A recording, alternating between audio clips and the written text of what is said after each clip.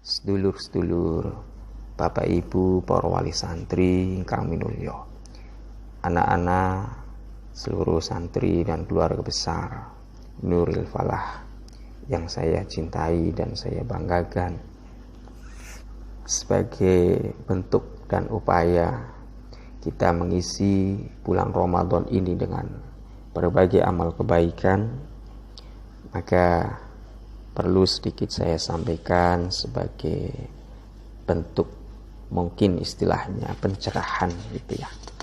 Pencerahan tentang apa yang akan kita hadapi sebentar lagi, dan itu menjadi kebiasaan, istilahnya adat agama, tatkala setiap orang Islam selesai atau paripurna mengerjakan puasa bulan Ramadan, maka di akhir bulan Ramadan itu, atau tepatnya pada saat malam Idul Fitri, kita ada kewajiban berupa mengeluarkan zakat fitrah.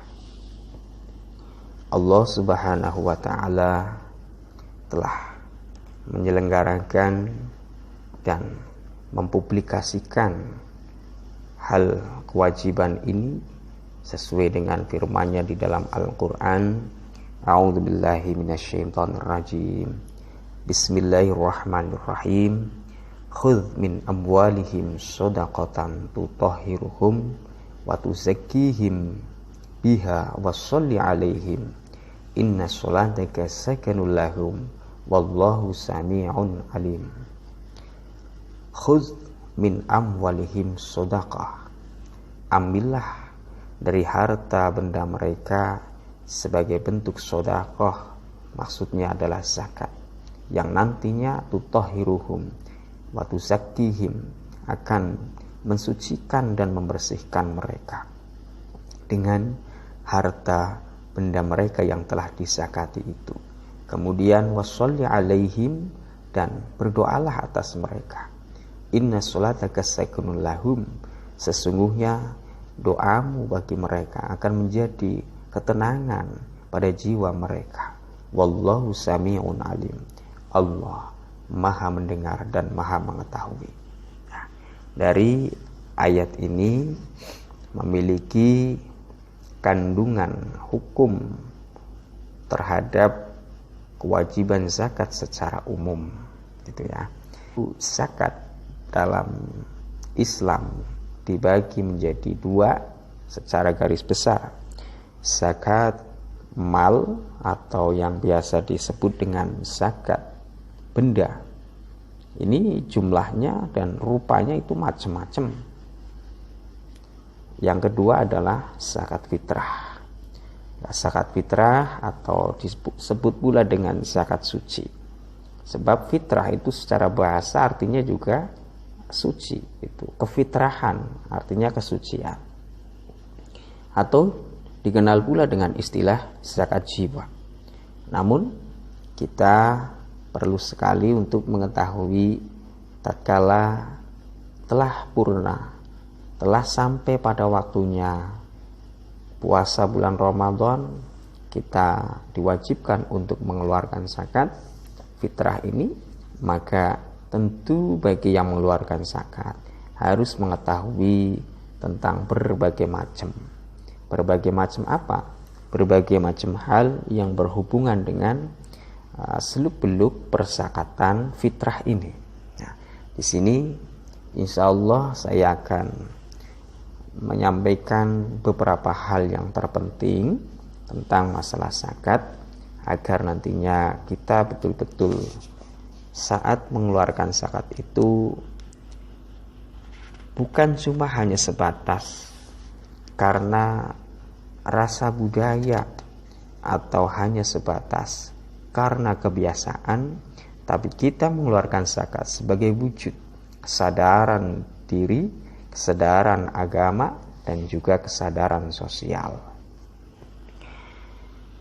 Ada beberapa hal yang insya Allah ingin saya sampaikan pada kesempatan kali ini sesuai dengan petunjuk Al-Quran, petunjuk agama, petunjuk hadis yang disampaikan oleh beliau Rasulullah Shallallahu Alaihi Wasallam dan juga dijabarkan oleh para ulama. Nah, ulama ini yang dimaksud bukan ulama kiai, ya ulama, ya kiai ya ulama gitu ya.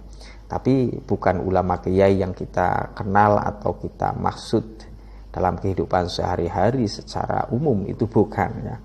Ulama di sini adalah para pakar hukum, ahli hukum yang menuliskan kitab-kitab khususnya adalah tentang hal-hal yang disebut dalam bingkai ilmu fikih. Ya, ilmu fikih adalah ilmu yang digali dari Al-Quran dan Al-Hadis yang membahas tentang berbagai macam hal. Baik itu hubungannya dengan ibadah, hubungannya dengan pernikahan, hubungannya dengan perdagangan, hubungannya dengan bahkan hingga sampai pada hukum pidana dan hukum perdata di dalam kitab-kitab yang disebut kitab fikih itu ada. Nah, semua itu diambilkan dari Al-Quran, dari Al-Hadis, dan kesepakatan-kesepakatan ulama zaman dahulu yang dituangkan, ditulis di dalam kitab-kitab yang kita kenal dan kita pelajari seperti di pondok pesantren ataupun madrasah diniyah dengan nama kitab kuning atau disebut pula dengan kitab Arab gitu ya. Kitab fikih itu macam-macam sekali, banyak sekali. Bukan cuma ribuan gitu ya. Banyak sekali. Memahami isinya ya harus dibaca, didalami dan dipelajari, harus diaji istilahnya ya. Kudu ngaji. Ngaji ini membutuhkan waktu dan juga pengorbanan yang besar, waktu yang panjang, yang lama, pengorbanan, kesungguhan yang besar. Itu insyaallah hal itu kita bahas pada kesempatan yang lain. Kita ada yang perlu sedikit saya sampaikan di sini. Yang pertama tentang masalah zakat fitrah. Sebenarnya zakat fitrah itu kewajiban siapa? Zakat fitrah itu kewajiban setiap orang Islam.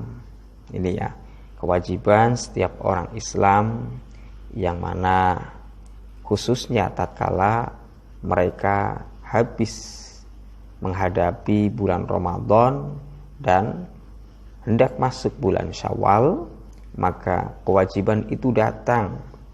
Kewajiban itu datang terutama sekali pada saat malam Idul Fitri, istilahnya malam takbiran itu.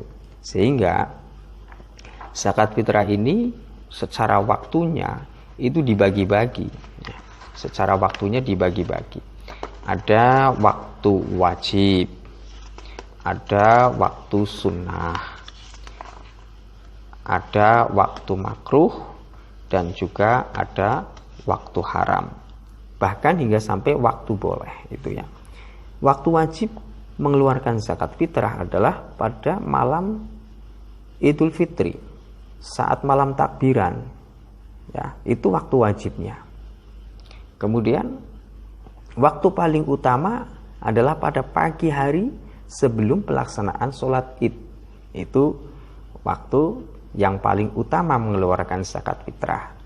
Namun tentunya kalau semuanya mengambil waktu paling utama ini ya akan kesulitan ya. Kemudian ada waktu makruh. Lah waktu makruh ya tanggal 1 itu. Tanggal 1 sehabis sholat Id. Apakah boleh? Ya boleh, habis sholat Id baru mengeluarkan zakat fitrah, itu boleh itu ya. Boleh. Cuman makruh. Kebolehan di sini tentu karena ada alasan-alasan. Mungkin pada malamnya hingga sampai pagi dia belum mendapatkan beras untuk berzakat, sehingga dia baru mendapatkan beras itu setelah sholat Id. Maka boleh dia mengeluarkan, namun secara hukum fikih itu makruh. Lah kalau haram itu ada makruh, ada haram. Kalau haram itu kapan?